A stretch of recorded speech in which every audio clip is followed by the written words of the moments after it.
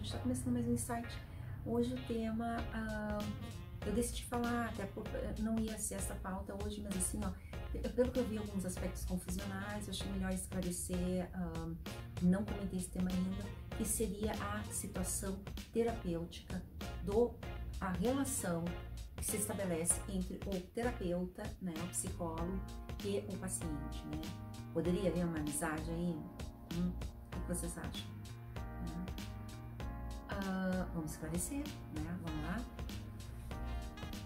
É o seguinte, há um aspecto confusional a respeito do papel do psicólogo, né? Existem linhas. Antes de eu começar a dizer sim ou não a respeito de uma relação de amizade, eu vou trazer aqui a questão de linhas que existem, né? Nós seguimos linhas que trazem, que são indicadas para algum tipo de patologia ou outro tipo de patologia. Existem linhas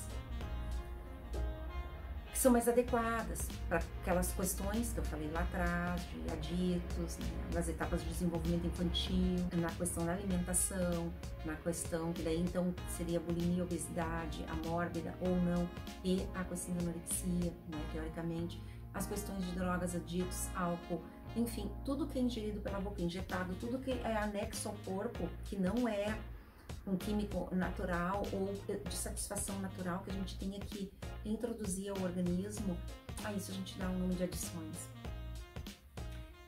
Para aquelas adições, há uma terapia que se estabelece que essa pessoa teria maior proveito, que seria a terapia comportamental. Para outra, para situações de neuroses, algumas não neuroses que eu poderia tratar, que seria dentro da minha linha de psicoterapia psicanalítica. Tem algumas outras que são a psicanálise, que teriam um melhor benefício, né? Teoricamente seria dentro da minha linha também. E tem ainda a linha que é mais ortodoxa. Mas por que eu digo isso para os senhores, né? Porque conforme a linha dessa pessoa, vai ser a maneira como vai se dar essa relação com esse paciente, né? Então, respondendo a pergunta, não há uma amizade. Há um conteúdo afetuoso, de cuidado e que passa por situações profissionais, passa por trabalho. O que eu faço com esse paciente não é demonstrar amizade para ele, eu estou cuidando desse paciente. Portanto, se for terapêutico para ele, na minha linha, que há que eu teria um livre trânsito para poder falar com essa pessoa sem problemas, mas sendo terapêutico para essa pessoa, sim, aí eu posso me aproximar, enfim, eu não estou falando cumprimentos, eu estou falando aproximações maiores, tipo, algum jantar em alguma festa de aniversário, alguma coisa. Se for terapêutico, dependendo do momento dessa pessoa, sim, eu vou me aproximar por questões de princípios éticos, né, do meu trabalho, porque eu estou ali a serviço, não estou ali para curtir festa, e por questões do meu zelo para com esse paciente, que ele entregou para mim, digamos assim, aspectos da vida dele, quiçá a vida dele inteira, porque eu já tive essas questões de ter que administrar situações complexas, às vezes com risco de vida. Então, não há uma amizade estabelecida, há uma situação ali profissional. Para mim isso tem que ficar claro, para o terapeuta tem que ficar claro. Eu não posso exigir essa conduta do paciente. Eu tenho que saber lidar com ele em qualquer situação que se crie, não é? Quem tem que dar a tônica de como isso vai se estabelecer é o terapeuta à medida que vai se desenrolando esse andar, né? E por que eu falei das linhas? Porque, por exemplo, um ortodoxo nem cumprimenta, que seria uma linha teoricamente posterior à minha. Ele não cumprimenta por questões daí do tipo de terapia que ele estabelece. Por isso que eu disse, a minha permite isso, né? A comportamental, ela tem um trânsito maior ainda que a minha, né? Então, assim, ó, eu seria, por exemplo, grosseiramente um meio termo na situação. Né? A questão da emoção, é muito difícil a gente ficar inerente a uma emoção, né? É muito difícil. Alguma situação importante foi para aquele paciente, alguma conquista que foi com aquele paciente. Teoricamente, via de regra, nós não devíamos ter esse envolvimento. Isso é o que dizem os livros, isso é o que a gente aprende, mas nem sempre na prática isso se constitui, porque a gente fica alegre também com essa pessoa, né? A gente fica feliz com a conquista dela, isso está sob nossos cuidados, né? E que aquilo ali houve uma eleição, tanto dele para comigo como eu para com ele, e isso foi estabelecido, além da eleição, naquela situação de transferência contra transferência. Então, não estou ali, eu estou com um olhar zeloso, profissional, afetuoso, mas terapêutico. Se foi terapêutico para ele, naquele momento, a minha presença que ele precisa, eu irei. Se não for terapêutico, eu não irei. É assim que funciona. Ou numa festa, ou num aniversário, alguma coisa. Se ele me encontra num restaurante e é terapêutico para ele falar comigo, esse paciente, ele falará comigo naquele momento, né? Então, assim, ó, existe a questão do momento que essa pessoa está, né? E isso, como é que eu vou saber? Numa avaliação, no acompanhamento dele, né? Eu não posso visar o meu lado, eu tenho que visar o dele, eu tenho que fazer essa análise rapidamente para ver se seria terapêutico, né? Como eu disse, existem colegas que têm uma linha mais ortodoxa, faz parte da linha, não é estranho, faz parte da linha mesmo, né? Porque o tipo de terapia deles é uma terapia assim mais impessoal, eles tentam deixar para poder realmente... Por que isso? Aí me perguntam, mas por que isso, né? Por que vocês ficam tão distantes? Não é a questão de distância, né? É que eu não posso deixar com que os aspectos dessa pessoa se confundam com os meus ou os meus com os dele. Claro, a gente está fazendo uma terapia. Eu estou fazendo uma terapia quando eu vou tratar uma pessoa, eu faço uma terapia anteriormente, claro, óbvio, né? Aliás, não é quando eu vou tratar. Quando eu entrei na faculdade, isso já nos é exigido, assim, entre aspas, a gente poder se tratar, porque há situações que a gente tem que ter muito discernimento, situações graves que aparecem para nós, que a gente tem que ter, assim, ó, um rápido poder de decisão, né? E às vezes envolvendo a vida dessas pessoas, né? Numa situação de risco iminente. Mas assim, por que eu falo? Mas claro, tudo passando pela pessoa saber, né?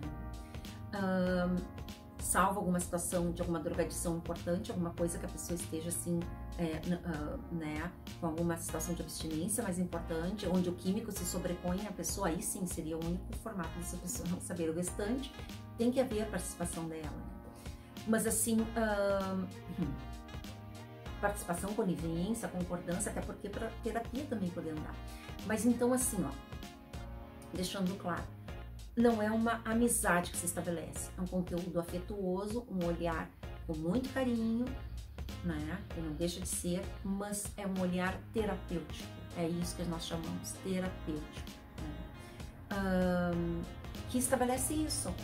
O que é esse terapêutico? Saber o momento que essa pessoa está, ou seja, eu vou fazer o acompanhamento, né, dele em consultório, claro.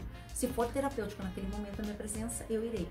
Mas sempre tendo aquele zelo, aquele carinho e, acima de tudo, o meu profissional a serviço dessa pessoa, porque é esse o conteúdo que se estabelece.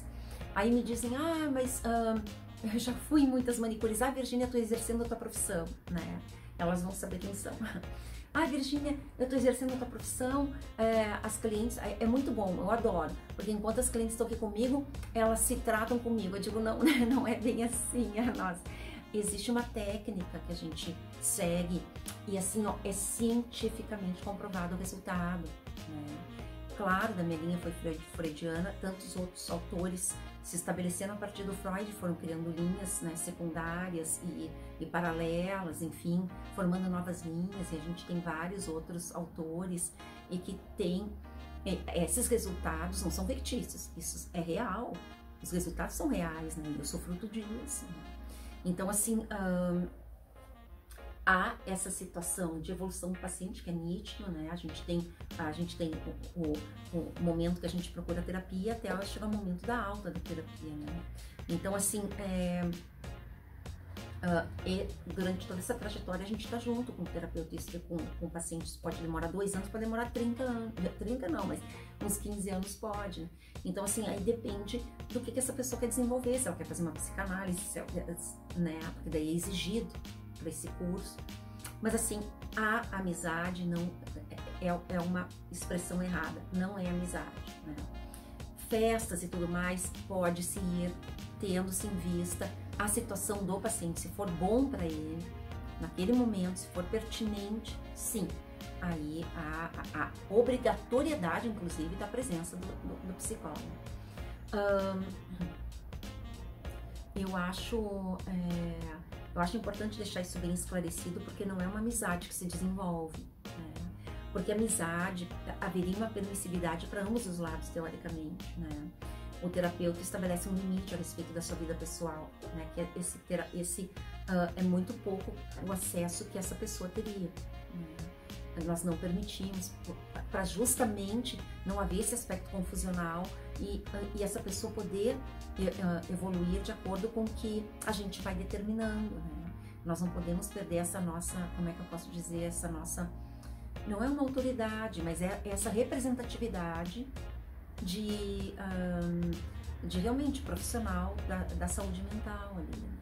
Essa pessoa vai ter, vai se estabelecer ali uma questão, uma hierarquia, digamos assim, né? De um cuidado, né? De uma pessoa que está sendo cuidada, de um cuidador, né? É mais ou menos isso. E então essa pessoa estaria entregue nas minhas mãos. Então também algumas patologias nós nem podemos nos aproximar muito pela questão do foco, como eu bem deixo explicitado lá atrás, dependendo da situação, algum conteúdo antissocial importante, né? Onde o terapeuta se torna foco, né? Eu vou dar um exemplo breve, né? Eu tinha uma colega, tá? E que o paciente se apaixonou por ela, né? Chegou no determinado... E ele a perseguia.